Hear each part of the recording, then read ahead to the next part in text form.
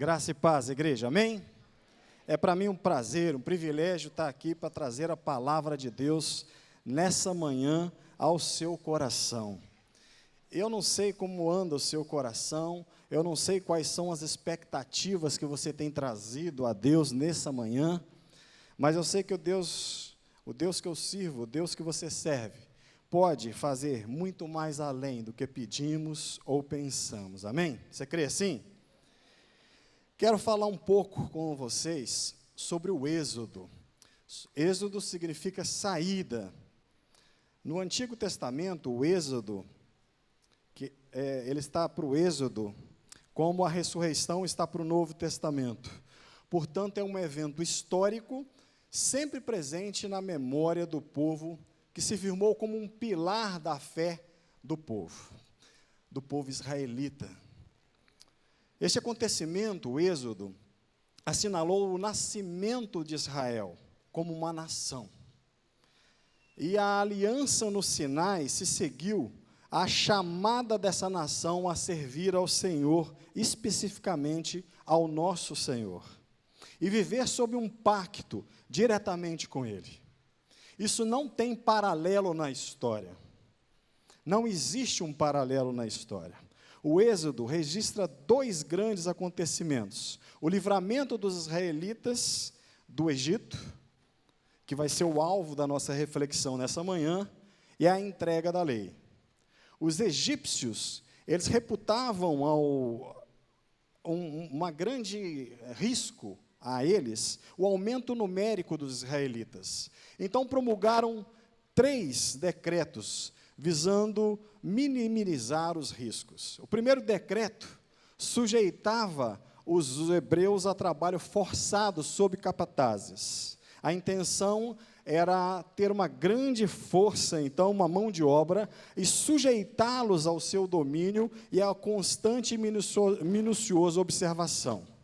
O segundo decreto, para intensificar essa dura servidão, provavelmente com a intenção de reduzir o tempo que eles tinham, o tempo vago, e assim diminuir a oportunidade deles traçarem qualquer plano traiçoeiro aos olhos egípcios. E o terceiro decreto era para impedir o aumento da população.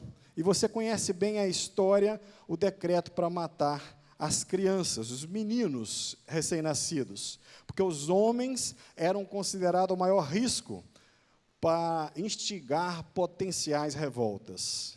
Neste contexto de opressão, o Senhor vê o seu povo sob cruel servidão e prepara um líder durante 80 anos para este momento: Moisés. Quanto tempo o Senhor prepara? Quanto tempo o Senhor te prepara para os propósitos dele? Desde o nascimento. E ele vai te levando a lugares. Durante 40 anos, Moisés foi preparado sobre a ciência dos egípcios. Talvez, eu não sei a sua idade, eu não sei a sua experiência, mas talvez Deus esteja te levando a alguns lugares, te dando algumas oportunidades de capacitação na ciência desse tempo, porque Ele está te preparando para algo grandioso, para algo maior do que eu e você possamos imaginar. Moisés foi preparado durante os 40 primeiros anos, então, na ciência dos egípcios. Depois, os outros 40 anos de Moisés, foi na escola do Senhor, na escola do deserto, lá em Midian. Ele foi salvo milagrosamente pelo Senhor no seu nascimento, você conhece a história. Foi filho de Arão e Joquebede, ambos das tribos de Levi. Recebeu sólida formação religiosa na casa de seus pais, que acabaram o criando, mesmo tendo se desfeito dele. Recebeu uma formação intelectual, política, militar, na corte do faraó, que o habilitara para o desempenho da função de líder político e militar, como libertador do povo. Atenção pais, atenção mães, atenção universitários. Você pode se formar neste tempo, na ciência desse tempo, e ainda ser usado por Deus poderosamente para libertar pessoas da escravidão. No entanto, você vai precisar de uma base sólida, uma formação sólida, mas mais do que isso, Porque essa formação, você sabe da história, quando Moisés quis libertar o seu povo, com essa formação somente, deu com os burros na água. Ele matou aquele egípcio e teve que fugir para o deserto. Mas Deus, no controle da história, deu a ele mais 40 anos de capacitação, agora no deserto, sob o seu comando. Então, ele foi para a escola do deserto e construiu sua família, casando-se com Zípora, filha de Jetro, também chamado de Reuel, o sacerdote. Reuel significa amigo de Deus ou pastor de Deus. Neste período, nascem os 2 filhos de Moisés, Gerson e Eliezer, onde ele foi moldado em suas atitudes, em seu caráter, em sua dependência. Ele tinha um discipulador, Jetro, Reuel. No início, vemos um homem violento, que assassina um egípcio, e mais tarde, em Números 1, 12 e 3, nós lemos assim: Moisés era um homem muito manso, mais do que todos os homens que havia sobre a terra. No início, ele optou pela violência e se deu mal. Quando entendeu que a libertação viria de Deus, esta aconteceu. Um conceito marxista diz: a guerra é a parteira da história. Eu não creio assim, mas eu creio que a guerra é a coveira da história. Moisés se engajou na luta pela libertação, mas com orientação e obediência aos princípios divinos. Nós queremos ganhar essa cidade, nós queremos conquistar a pátria para Cristo, mas com princípios divinos. Assim, quando Deus nos manda ir por um caminho, talvez mais longo e mais difícil, é porque estamos em sua escola. O tempo não deve ser nossa preocupação. Veja Noé, ele aguardou 120 anos antes do dilúvio. Abraão esperou 25 anos pelo seu filho prometido. José esperou 14 anos na prisão por um crime não cometido. Jó esperou talvez toda a sua vida, em torno de 60, 70 anos, pela justiça de Deus. Aqui nós temos um princípio importante, câmeras em mim, um princípio importante. Mais importante do que a esperada vitória, é o trabalho que Deus realiza em nós, enquanto nós esperamos. O processo, o caminho, é tão importante quanto o nosso destino. Vou repetir, o processo, o caminho, é tão importante quanto o nosso destino. Como Deus trabalha em você?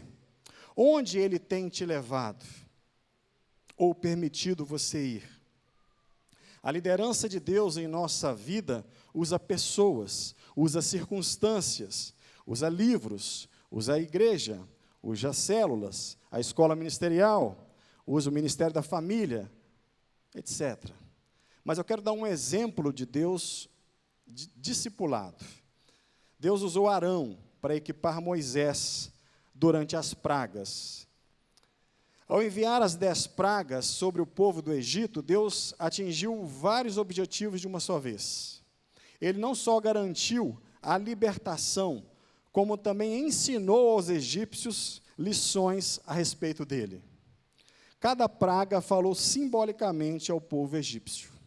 Cada praga afirma, sem deixar dúvida, que o Deus de Israel era Deus. Ele segregou, distinguiu, diferenciou o seu povo, o tratamento dado a seu povo, em relação aos povos pagãos, em relação ao povo egípcio. Através das pragas, Deus ensinou lições de liderança a Moisés, pelo fato de Moisés não ter retornado ao Egito quando Deus o chamou na sarça ardente. Deus permitiu que seu irmão Arão o acompanhasse, e Deus usou Arão como seu discipulador. As 5 primeiras pragas, você pode ler lá depois, Arão usou o cajado de Deus enquanto Moisés observava. A 6ª praga, Arão e Moisés trabalharam juntos para suplicarem a praga das úlceras. As últimas 4 pragas, Moisés trabalhou sozinho enquanto Arão observava. A partir daí, Moisés assumiu a liderança de tudo. Moisés teve um discipulador. Aproveite a visão dessa igreja, se envolva, abra sua casa, seja um anfitrião, lidere uma célula, seja um supervisor de setor, de área, de distrito. O tempo cabe ao Senhor, mas faça o seu melhor, seja moldado para uma liderança vitoriosa. Seja Arão discipulando Moisés, ou seja Moisés sendo discipulado por um Arão. Eu queria refletir nessa manhã com você sobre a liderança do Senhor na vida de seus discípulos. Como o Senhor nos conduz em soberania. Pode jogar, por favor, aqui o título do sermão?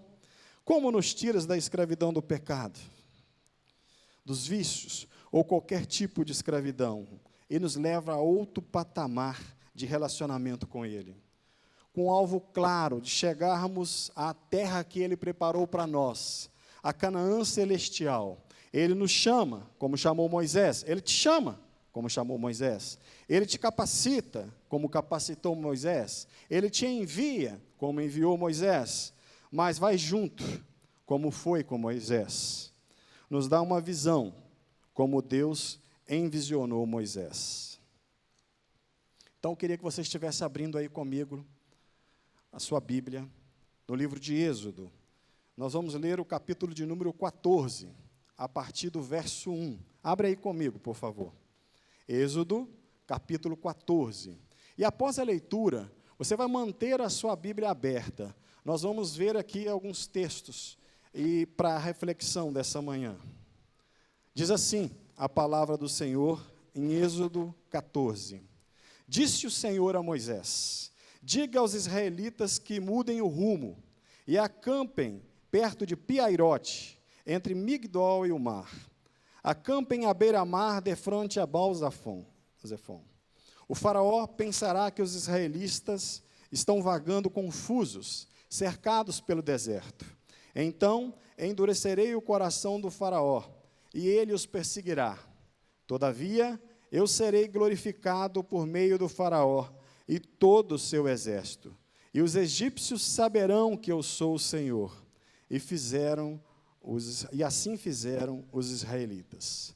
Contaram ao rei do Egito que o povo havia fugido. Então, o faraó e seus conselheiros mudaram de ideia e disseram: o que foi que fizemos? Deixamos os israelitas saírem e perdemos os nossos escravos. Então o faraó mandou aprontar sua carruagem e levou consigo o seu exército. Levou todos os carros de guerra do Egito, inclusive 600 dos melhores desses carros, cada um oficial no seu comando, com um oficial no seu comando. O Senhor endureceu o coração de Faraó, rei do Egito, e este perseguiu os israelitas que marchavam triunfantemente. Os egípcios, com todos os cavalos de guerra do faraó, os cavaleiros e a infantaria, saíram em perseguição aos israelitas e os alcançaram quando estavam acampados à beira-mar, perto de Piairote, defronte Baal-Zefon. Ao aproximar-se o faraó, os israelitas olharam e avistaram os egípcios que marchavam na direção deles, e aterrorizados, clamaram ao Senhor. Disseram a Moisés: foi por falta de túmulos do Egito que você nos trouxe para morrermos no deserto? O que você fez conosco, tirando-nos de lá? Já não lhe tínhamos dito no Egito? Deixa-nos em paz, seremos escravos nos egípcios. Antes ser escravos dos egípcios do que morrer no deserto. Verso 13. Moisés respondeu ao povo: não tenham medo, fiquem firmes e vejam o livramento que o Senhor lhes trará hoje, porque vocês nunca mais verão os egípcios que hoje vêm. O Senhor lutará por vós, tão somente acalmem-se. Disse então o Senhor a Moisés: por que você está clamando a mim? Diga aos israelitas que sigam avante, ou na versão Almeida Revista e Atualizada, diga aos israelitas que marchem. Erga sua vara e estenda a mão sobre o mar, e as águas se dividirão, para que os israelitas atravessem o mar em terra seca. Eu, porém, endurecerei o coração dos egípcios, e eles os perseguirão. E serei glorificado com a derrota do faraó e de todo o seu exército, com seus carros de guerras e seus cavaleiros. Os egípcios saberão que eu sou o Senhor, quando eu for glorificado com a derrota do faraó, com seus carros de guerra e seus cavaleiros. A seguir, o anjo de Deus, que ia à frente dos exércitos de Israel, retirou-se, colocando-se atrás deles. A coluna de nuvem também saiu da frente deles e se pôs atrás, entre os egípcios e os israelitas. A nuvem trouxe trevas para um lado e luz para o outro, de modo que os egípcios não puderam aproximar-se dos israelitas durante toda a noite.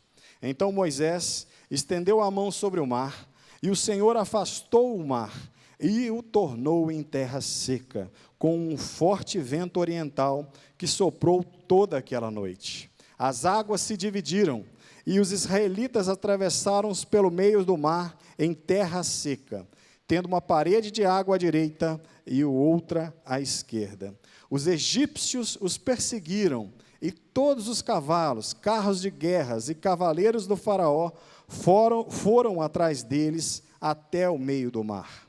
No fim da madrugada, do alto da coluna de fogo e de nuvem, o Senhor viu o exército dos egípcios e os pôs em confusão. Fez que as rodas dos seus carros começassem a soltar-se, de forma que tinham dificuldade em conduzi-los. E os egípcios gritaram: vamos fugir dos israelitas, o Senhor está lutando por eles contra o Egito. Mas o Senhor disse a Moisés: estenda a mão sobre o mar, para que as águas voltem sobre os egípcios, sobre os seus carros de guerra e sobre os seus cavaleiros. Moisés estendeu a mão sobre o mar, e ao raiar do dia, o mar voltou ao seu lugar. Quando os egípcios estavam fugindo, foram de encontro às águas, e o Senhor os lançou ao mar. As águas voltaram e encobriram os seus carros de guerras e seus cavaleiros. Todo o exército do faraó que havia perseguido os israelitas mar adentro. Ninguém sobreviveu. Mas os israelitas atravessaram o mar, pisando em terra seca, tendo uma parede de água à sua direita e outra à sua esquerda. Naquele dia, o Senhor salvou Israel nas mãos dos egípcios, e os israelitas viram os egípcios mortos na praia. Israel viu o grande poder do Senhor contra os egípcios, temeu ao Senhor e pôs nele a sua confiança, como também em Moisés, teu servo. Aleluia, aleluia. Que livramento, que libertação. Pai, está aqui teu povo. Quero orar agora, Pai, pedindo liberdade do teu Espírito, que eu diminua, que o Senhor cresça, que a tua palavra que não volta vazia possa fazer aquilo que lhe apraz. Abre os olhos, abre os ouvidos espirituais e vai ao mais fundo da alma e do coração, em nome de Jesus. Amém. Mantenha sua Bíblia aberta aí, meu irmão, minha irmã. Eu quero destacar aqui as 3 vezes que o Senhor falou a Moisés. Ele falava diretamente. Hoje ele fala a nós pela Bíblia, ele fala a nós pela pregação, ele fala a nós pelo compartilhamento na célula, ele fala a nós, enfim, pela igreja. Que o Senhor fale contigo nesta manhã. E o primeiro ponto que eu queria chamar a atenção é que a liderança do Senhor na vida dos discípulos, está aqui, isso, a liderança do Senhor na vida dos discípulos o leva a mudar de direção. Está aí no verso 1 e 2, você pode acompanhar comigo. Disse o Senhor a Moisés: diga aos israelitas que mudem o rumo e acampem perto de Pi-Hairote, entre Migdol e o mar. Acampem à beira-mar, defronte a Baal-Zefon. Veja que não foi o povo que escolheu o caminho, Deus ordenou o caminho, Deus definiu o caminho. Ao pedir a Moisés para mudar o rumo, Deus o leva e leva o povo israelita para ficar com o Mar Vermelho de um lado e os egípcios do outro lado, o exército mais poderoso da época. Teria Deus errado? Nessa circunstância que você esteja vivendo, que você orou e pediu direção do Senhor, ou que talvez você nem tenha orado? Já parou para pensar que talvez Deus o esteja colocando numa posição de dependência dEle? E isso faça parte de um treinamento para ampliar sua confiança, seu relacionamento com o Senhor? Essa liderança do Senhor na vida dos discípulos leva a mudar de direção. E eu quero chamar aqui essa mudança que leva aparentemente a um beco sem saída. Abra aí, Êxodo 13, nós vamos ler 17 e 18 só, 18 parte A. Êxodo 13, versículos 17 e 18 parte A.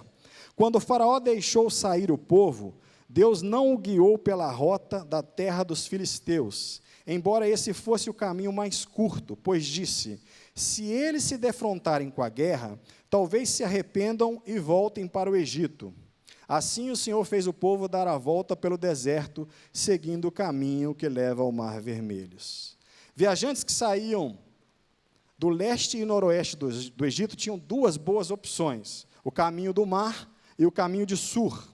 A primeira rota, a mais direta e mais curta, era pontilhada por fortalezas egípcias, que monitoravam chegadas e partidas para o Egito. E um pouco mais ao norte era território filisteu, que também apresentava uma ameaça militar. A falta de preparo de Israel para a batalha eliminava essa primeira opção. Deus sabia disso. De qualquer modo, Deus havia dito a Moisés para guiar o povo a Horebe, ao Sinai, ao monte de Deus, e não imediatamente a Canaã. Haveria treinamento na escola de Deus antes da terra prometida. Aparentemente, o caminho mais difícil, mais longo, mas que leva ao aprendizado e à vitória. Às vezes, eu e você também somos levados a situações aparentemente becos sem saída, em situações que por vezes nos tiram a paz, em situações que você olha para frente e vê um mar vermelho, fechado, mar de junco, ou mar de papiro nos pântanos. E do outro lado você vê um exército inimigo vindo em sua direção, um aparente beco sem saída, algo sem solução, algo que talvez até te faça e me faça murmurar. A liderança do Senhor na vida dos discípulos os leva a mudar de direção, mudança que leva Faraó a achar que estamos perdidos. Faraó foi mantido informado sobre o progresso dos israelitas. Quando viu que mudaram de direção, pensou que estavam perdidos em território desconhecido e estavam presos, encurralados pelo deserto, pelo mar. Faraó pode representar em nossas vidas aquele ou aquilo que nos mantém em escravidão, o inimigo de nossas almas e aqueles que ele usa, aqueles que ele tem acesso. Ele não vai estar feliz com nossa liberdade. Ele lucra com nossa escravidão. Ele veio para roubar, matar e destruir. Ele quer nos levar para o seu reino. Existe uma luta, são dois reinos, o das trevas com escuridão, servidão, aprisionamento e dor, vícios, vaidades, injustiças, doenças, depressão, amargura, ressentimento, separação, morte. Mas existe o reino da luz, da liberdade, do louvor, da paz que excede todo entendimento. O nosso Deus nos manda mudar a direção, mudar o rumo, para mostrar a Faraó que agora você é dele, para te mostrar que agora você é dele, e para ser glorificado na vitória contra o inimigo. Por vezes eu e você podemos temer, mas Deus está no controle da história macro e está no controle da história micro. Ele conduz a história da humanidade, mas Ele nos ama tanto que Ele conduz a nossa história, se formos obedientes, se entendermos a visão dEle. No verso 4 diz assim, de Êxodo 14: então endurecerei o coração de Faraó, e ele os perseguirá. Todavia eu serei glorificado por meio do Faraó e de todo o seu exército. O Senhor sabia que Faraó ia perseguir. O Senhor estava no controle da história. O Senhor estava ali formando o seu povo, capacitando o seu povo. E a liderança do Senhor na vida dos discípulos os leva a mudar de direção, e essa mudança evidencia medo, às vezes nossos, às vezes dos nossos liderados, como aqueles liderados pelo Senhor. Eu quero ler aí com você os versos 10 a 12 de Êxodo 14. Ao aproximar-se o faraó, os israelitas olharam e avistaram os egípcios que marchavam na direção deles. E, aterrorizados, clamaram ao Senhor. Disseram a Moisés, olha a reclamação à liderança: foi por falta de túmulos no Egito que você nos trouxe para morrermos no deserto? O que você fez conosco, tirando-nos de lá? Já não tínhamos dito do Egito, deixa-nos em paz, seremos escravos dos egípcios, antes ser escravos dos egípcios do que morrer no deserto. Olha a murmuração, a falta de fé.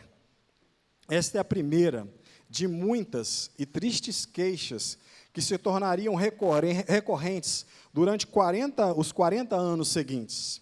Em vez de crer no Deus que já tinha demonstrado seu poder de maneira sobrenatural, de maneira avassaladora, os israelitas se voltaram contra o seu resgatador. Assim é o clamor do coração insubmisso: dei-me a segurança da escravidão, mas não o risco da fé.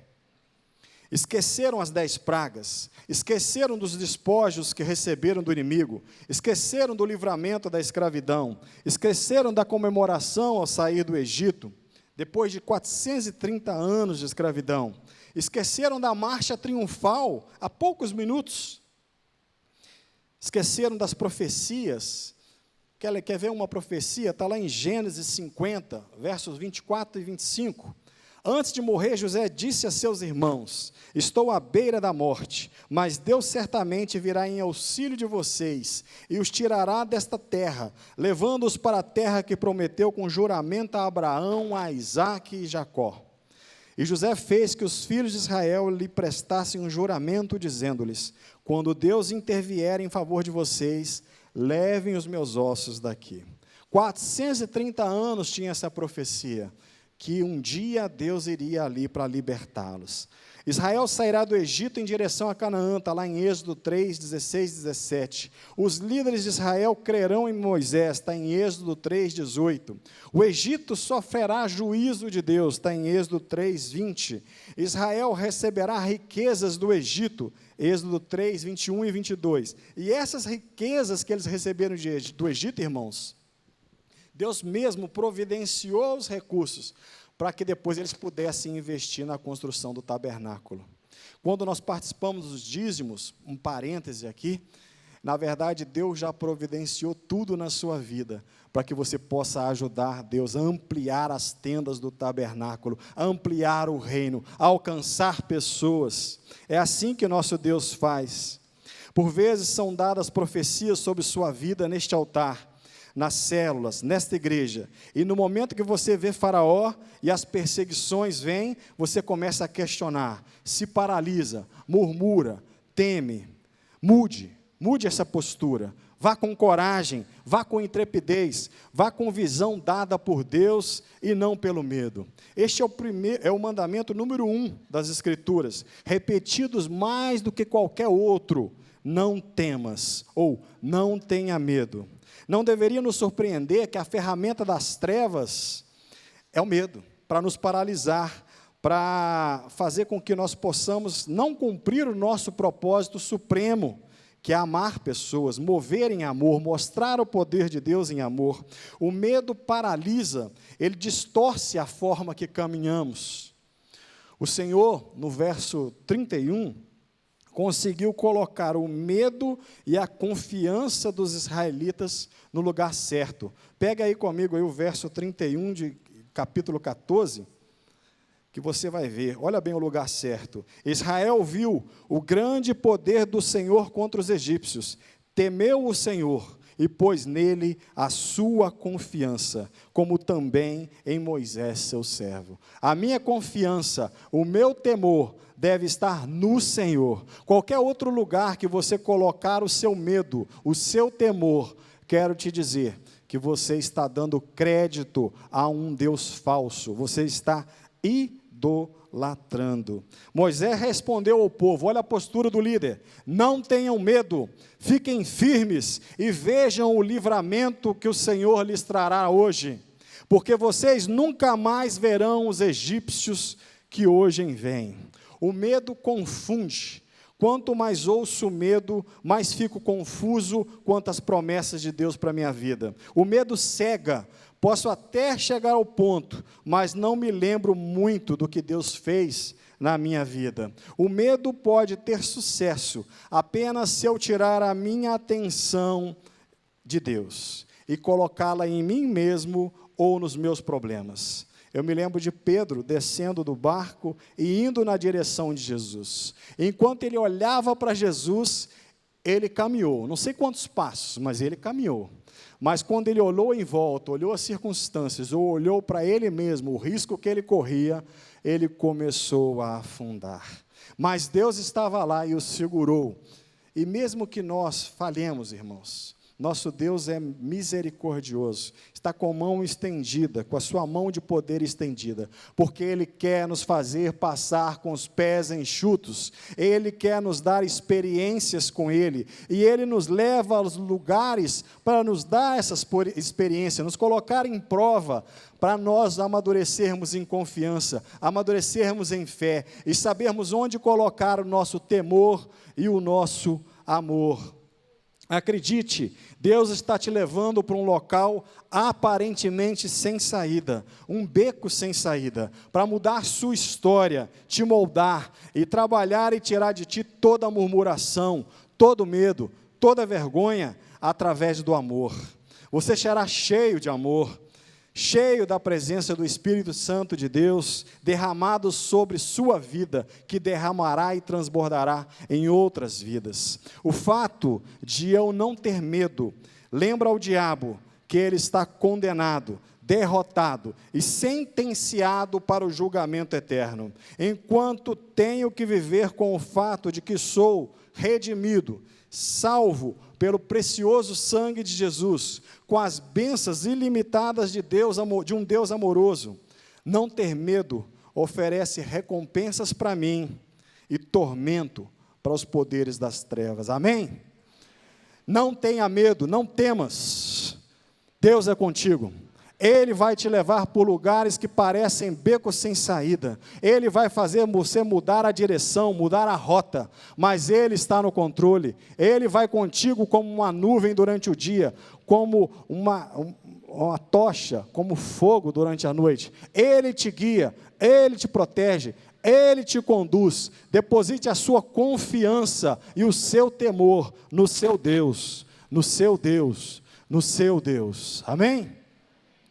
A liderança do Senhor na vida dos discípulos os faz marchar, os faz andar em confiança. Está aí no verso 15. Disse então o Senhor a Moisés: por que está clamando a mim? Diga aos israelitas que marchem, ou diga aos israelitas que sigam avante. Enquanto o medo paralisa, Deus te diz nesta manhã: siga avante, marche, marche, marche, rumo à vitória, rumo ao mar. Parece impossível, parece que não vai dar, mas esse Deus pode todas as coisas. A liderança do Senhor na vida dos discípulos os faz marchar, mas em coletividade, em comunidade. O verso 21 e 22, se você quiser ler aí, pode ler comigo. Vamos lá, verso 21 e 22. Então Moisés estendeu a mão sobre o mar, e o Senhor afastou o mar e o tornou em terra seca, com um forte vento oriental que soprou toda aquela noite. As águas se dividiram, e os israelitas atravessaram pelo meio do mar em terra seca, tendo uma parede de água à direita e outra à esquerda. Não é Moisés que vai marchando, todos juntos, reunidos. Um só não pode marchar, um só não pode fazer a guerra, um só não pode ser totalmente cristão, o cristão que pode ser, Por isso Cristo fundou a igreja. Por isso no Antigo Testamento, um testemunho só é válido com pelo menos 2 testemunhas. A presença do nosso Senhor é garantida onde 2 ou mais estiverem reunidos em seu nome. Por isso precisamos congregar como igreja. Dizem que alguém pode ser crente sem estar na igreja, sem ser igreja. Eu ainda não vi um desses grandes cristãos desligados frutificando. Estes grandes cristãos que não se articulam, não cooperam, não comungam com os demais numa célula, num templo, não dizimam. Ninguém pode marchar sozinho por este mundo afora. Nem o Senhor Jesus fez isso. Ele organizou os seus discípulos numa equipe e o instruiu-os, treinou-os em uma unidade para que marchassem em equipe e trabalhassem. Senhor, livra-me de perder a noção da comunidade cristã, de que o Senhor é o cabeça. Hei de ser um crente sem cabeça? Uma figura decapitada? Se o Senhor é o cabeça e nós somos o corpo, eu comecei a refletir sobre os 5 sentidos. Na cabeça estão 4 sentidos: visão, olfato, paladar, audição. Eu só tenho um sentido, que é o tato, em outros membros fora da cabeça. Se nós não estamos na igreja, a nossa percepção vai estar limitada a um sentido, porque o cabeça nos dá os outros 4 sentidos. Não há cristão completo fora da igreja. Não há como ser cristão completo na plenitude do nosso Deus fora da igreja. Ele é o cabeça. Para marchar, precisamos marchar em comunidade, em coletividade. A liderança do Senhor na vida dos discípulos os faz marchar, revelando obediência à autoridade e fé. Está aí nos versos 13 a 16. Não entendo muito de marcha, mas fui pesquisar. Quando mandam marchar, ninguém pergunta o comando. Mas marchar por quê? Para onde? Vamos discutir o roteiro? Vamos analisar o ritmo? Seu comandante, essa ordem deve ser revista. Ao invés de irmos pela esquerda, não é melhor irmos pela direita? E por que não aproveitar a inclinação do terreno? Por que não sair às 18 horas, quando temos o sol mais brando? Ou não temos? Não seria melhor voltar para casa? Por que Deus ordena marchar? Estou no deserto, inimigos à volta, o mar pela frente, as areias do deserto esperando os meus ossos. O meu raciocínio não tem solução para essas coisas. Entregar-me ao inimigo para entregar-me novamente à escravidão? Parar aqui mesmo onde estou? Estagnar? Esvaziar-me? Anular a minha significação? A minha existência? Entrar pelo mar adentro como se for um desequilibrado? Não! Soldado não discute, obedece, é sujeito à autoridade. Um dos princípios da vida militar e da vida cristã é que ordens são dadas para serem cumpridas, nem discutidas, nem avaliadas, nem pensadas, nem outra coisa, para serem cumpridas, por crer no comando, por crer no comandante. Devo entender ou estender o braço, nunca marchei, irmãos, mas vou fazer aqui o que eu estudei. Devo estender o braço para o companheiro, olhar fixo para a nuca do que vai adiante de mim, não olhando para o chão. Devo obedecer aos comandos, crendo que meu general sabe mais e melhor do que eu. Tem alguém do militar aí? Se eu errar, depois você me ajuda. Obedecer, devo estender o braço, tal. Obedecer como Cristo fez, como os apóstolos os fizeram, como a igreja primitiva fez. Marche. 1, 2, marche, 1, 2, marche. Não é assim não. Marchar, você já foi lá no negócio, você vê que é um negócio que tem vigor, que tem força, mas que todos em coletividades vão em uma só direção. Obediência à autoridade e fé significam proteção. Moisés e os israelitas obedeceram e tiveram a coluna de fumaça entre eles e os egípcios. Era uma coluna só, que de dia era nuvem e de noite fogo. Estava associada à presença do próprio Deus. A nuvem que estava à frente do povo como guia, passaria para trás agora como proteção. Ou seja, ficar entre o povo israelita e o exército de Faraó. Ela seria companheira inseparável deles nos próximos 40 anos.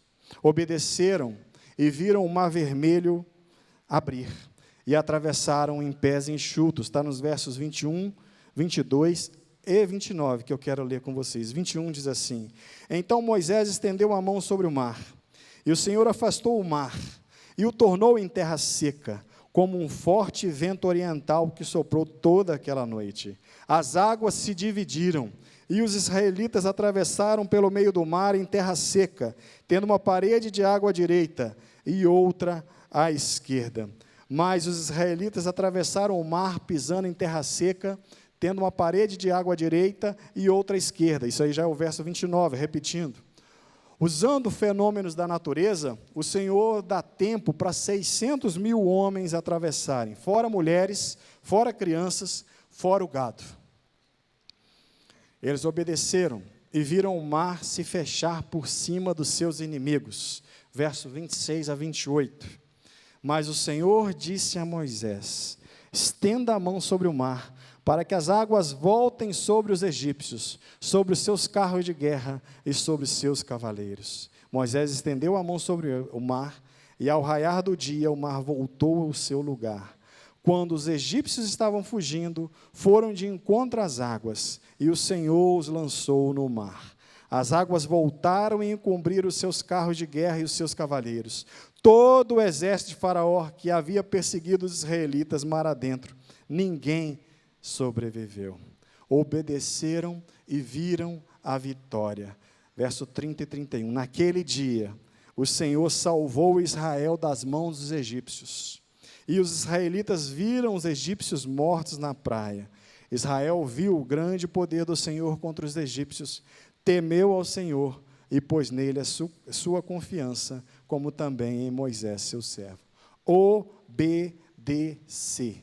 O alfabeto do Senhor. Leia a palavra, creia na palavra, pratique a palavra, obedeça a palavra. A liderança do Senhor. Terceiro ponto que eu quero chamar a atenção e último ponto. A liderança do Senhor na vida dos discípulos o faz lutar por nós. Versos 13 e 14. Não tenham medo, fiquem firmes e vejam o livramento que o Senhor lhes trará hoje, porque vocês nunca mais verão os egípcios que hoje vêm. O Senhor lutará por vocês, tão somente acalmem-se. Se você for lá no verso 25, os próprios egípcios chegaram à conclusão: vamos fugir, Deus está lutando por eles.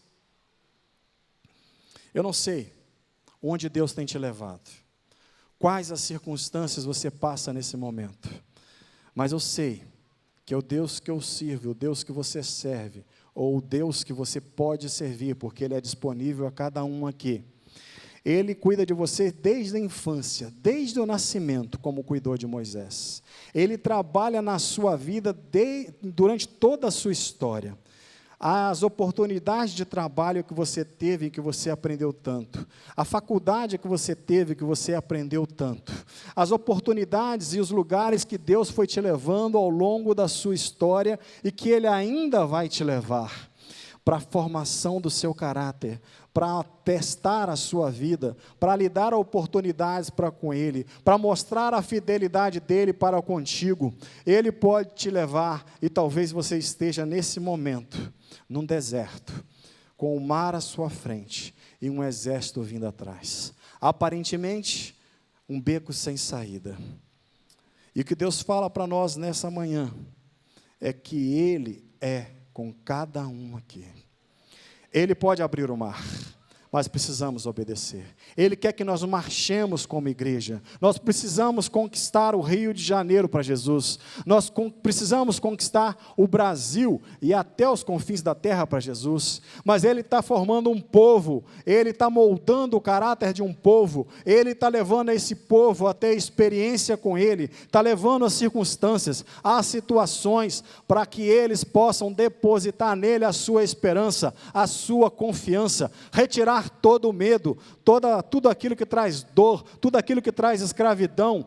De repente você está entrando aqui nessa manhã e tem algo que te escraviza, eu não sei o que pode ser, de repente é uma doença, de repente é a depressão, de repente é algum vício, eu não sei o que pode estar te escravizando, mas Deus te diz nessa manhã, olha, tem um mar que pode se abrir na sua vida. Olha, eu tenho poder sobre a natureza. Olha, eu tenho estado contigo todos os dias da sua vida. Talvez você não veja como eles viram a nuvem de fumaça, mas eis que estou convosco todos os dias, diz o Senhor. E quando você está lá com aquele choro que ninguém viu no travesseiro, quando você está lá com aquela circunstância, naquela situação que tem tirado a tua paz, Ele diz, não temas, não tenha medo, eu vou lutar por ti, eu vou à frente. Mas por vezes você precisa, e eu preciso, de alguém lutando por nós, o próprio Deus lutando por nós, porque nós não temos força talvez suficiente, e a liderança do Senhor nas vidas do discípulo faz lutar por nós, faz o Senhor lutar por nós, nós lemos isso agora. Mas a liderança do Senhor nas vidas dos discípulos faz lutar por nós, através da liderança que Ele chama e capacita. Eu não vou ler o texto, mas eu quero que você pode até anotar, Êxodo 3, de 7 a 10, e Êxodo 4, 21 a 23, que é o chamado de Deus à vida de Moisés. Qual o tipo de liderança nós temos ouvido, você tem ouvido? A liderança de Faraó e suas decisões? A decisão de Faraó era, persigamos. Está lá em Êxodo 14, de 1 a 9. Arrependendo-se de sua decisão de liberar Israel, Faraó ordena que o exército egípcio, incluindo 600 carros, capture os israelitas.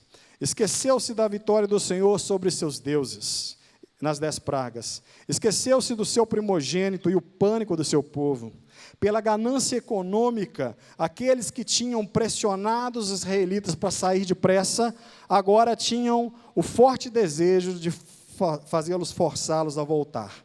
Não houve verdadeiro arrependimento. Ao passar o terror, o interesse pessoal falou mais alto. Esse episódio me lembra a parábola do semeador, sobre aqueles que a riqueza e os prazeres desse mundo sufocam a semente. Que tipo de liderança temos ouvido? A liderança da multidão? O desespero do povo disse assim, desistamos.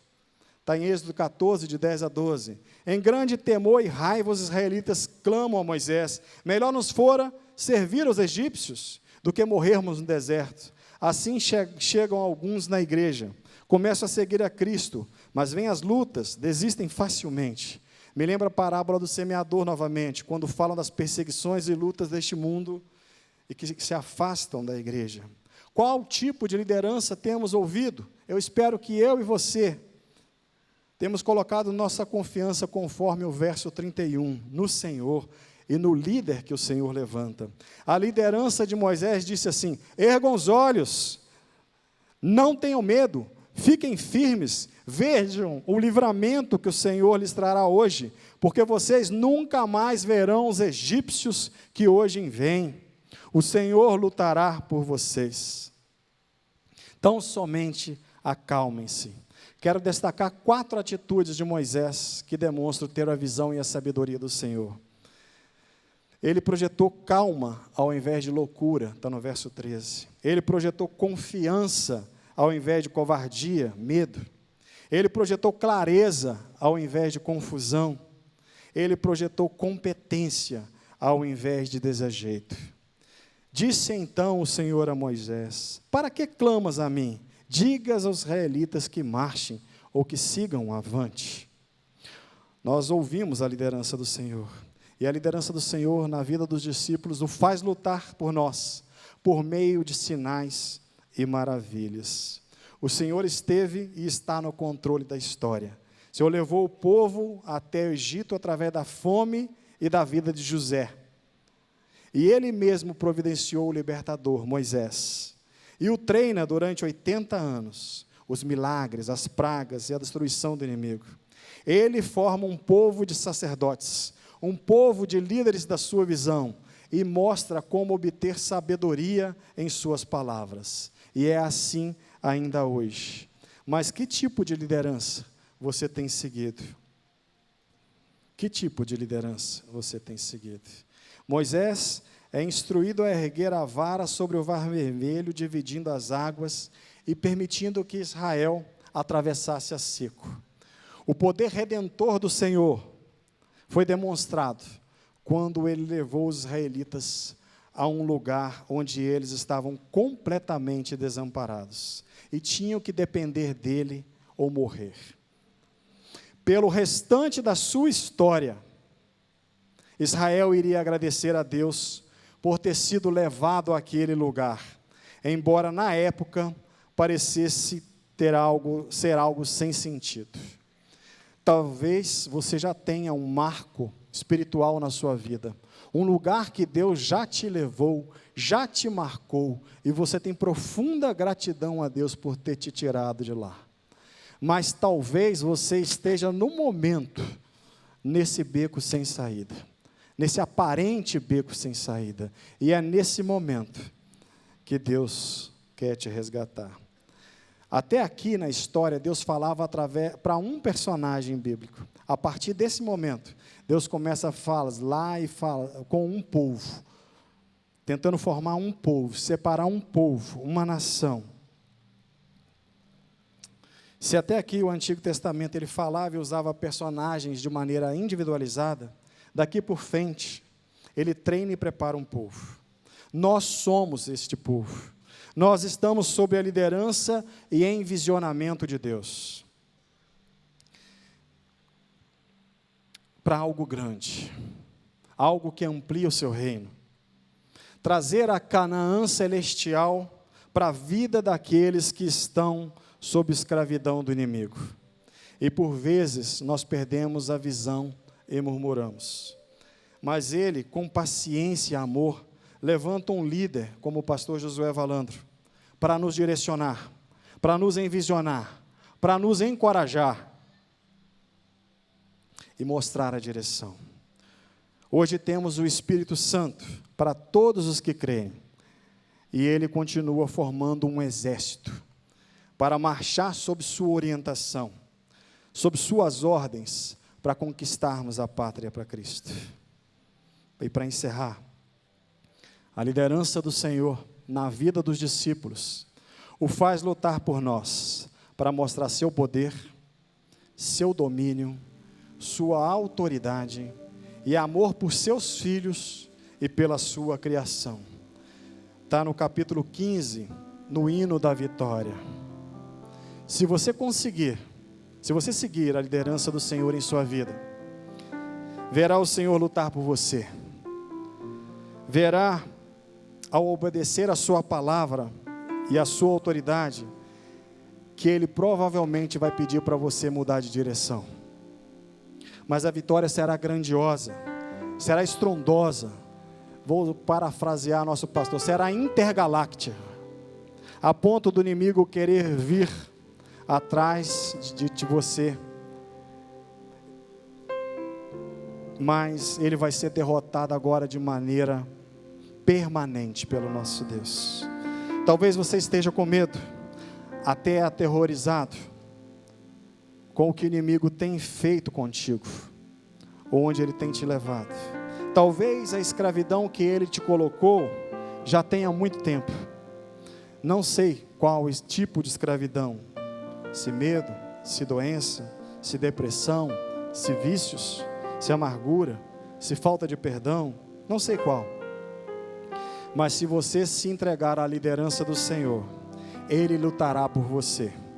E você poderá cantar, como no capítulo 15 de Êxodo, o hino da vitória em sua vida. E o Senhor se alegra quando isso acontece. Por isso eu queria que você agora fechasse seus olhos, baixasse sua cabeça. É você e Deus agora. E o Senhor quer lutar por você, quer mudar a sua história. E talvez Ele já tenha te levado ao local que te faz pensar que está num beco sem saída. Queria que você orasse comigo agora aí no seu coração. Ore aí comigo. Somente você e Deus. Fale aí comigo no seu coração. Senhor Jesus, eu te entrego a minha vida. Eu te entrego o que fui, o que sou e o que serei. Quero andar sobre as suas lideranças, Senhor, que me leva a mudar de direção, mesmo que um aparente beco sem saída, que faz que Faraó pensa que eu esteja perdido, que eu possa ter medo, mas eu quero marchar em comunidade, em obediência ao Senhor. Confesso que sou pecador e te entrego minha vida. Luta por mim, Senhor. Luta por mim, em nome de Jesus.